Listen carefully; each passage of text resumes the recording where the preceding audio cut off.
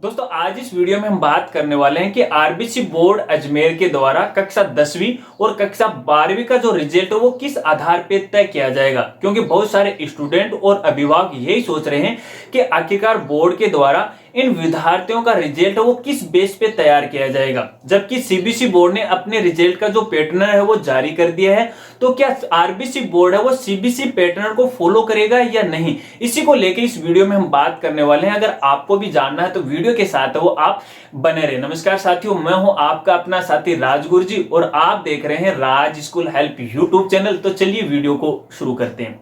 दोस्तों ये आप सबको पता है कि आरबीसी बोर्ड अजमेर के द्वारा कक्षा 10वीं और कक्षा 12वीं के विद्यार्थियों को बिना परीक्षा के आगामी कक्षा में प्रमोट कर दिया। लेकिन यहाँ पे एक सबसे बड़ी समस्या है वो खड़ी हो गई है स्टूडेंट के समक्ष। आखिरकार इस बार बोर्ड के द्वारा इन विद्यार्थियों का जो रिजल्ट है वो किस बेस पे तैयार करेगा।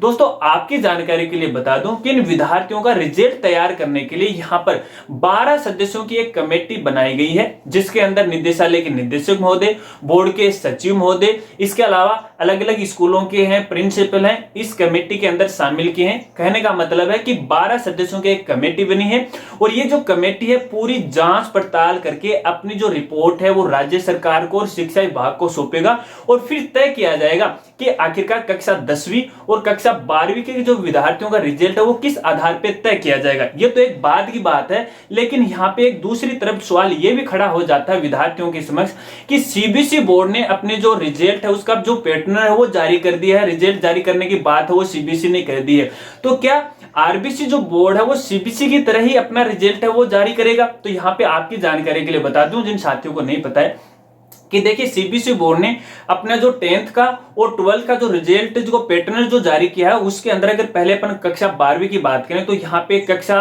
10वीं के 30% अंक को शामिल किया गया है और कक्षा 11वीं के अंकों का भी 30% शामिल किया गया है और 12वीं के प्री बोर्ड, इस बार 12वीं के प्री बोर्ड के 30% अंक है उसके अंदर शामिल किए। इसी आधार पर वो तय किया जाएगा।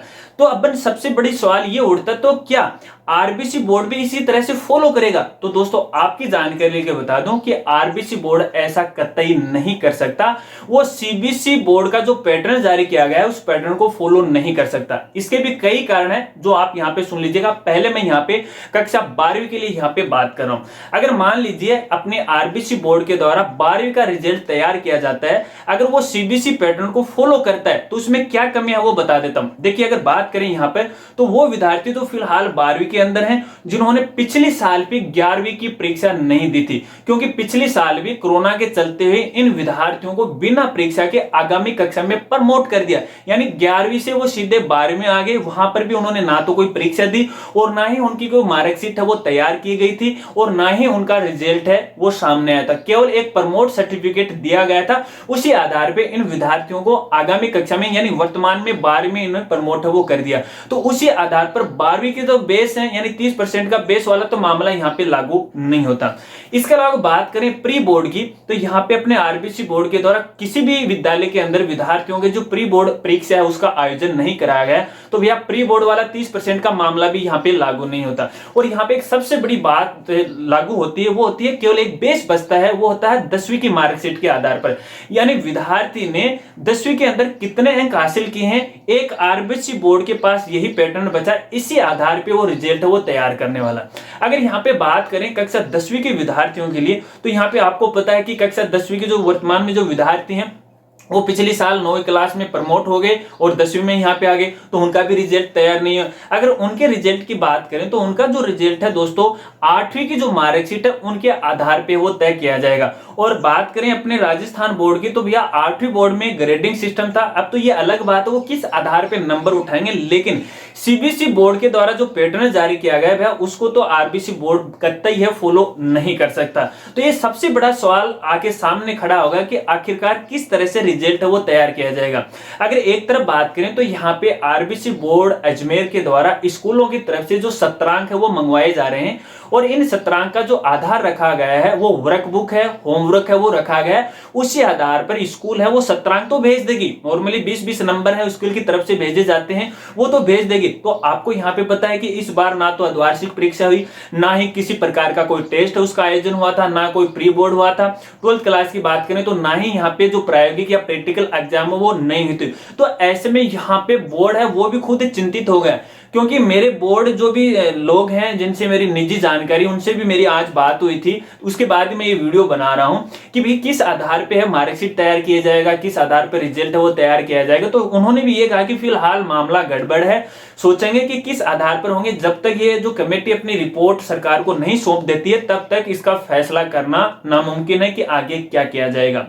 इसके अलावा कुछ से हमारे स्टूडेंट हैं, अभिभावक, उनके सामने ये भी बड़ा सवाल आ जाता है कि आखिरकार इनकी जो मार्कशीट है वो किस तरह तैयार होगी, क्या परसेंटेज आएगा या फिर कोई और लफड़ा होगा। तो जहां तक देखिए मुझे सूचना मिली है, तो देखिए इस बार जो मार्कशीट तैयार होगी बच्चों की वो केवल एक ग्रेडिंग सिस्टम होगी। हालांकि ये 100% नहीं है, लेकिन फिर भी अपन अनुभव और साथियों से बात करने पे मुझे पता चला कि ग्रेडिंग सिस्टम यहाँ पे लागू होगा। अगर वो ग्रेडिंग सिस्टम लागू नहीं करते तो केवल मार्कशीट के अंदर पास है वो लिखा जाएगा।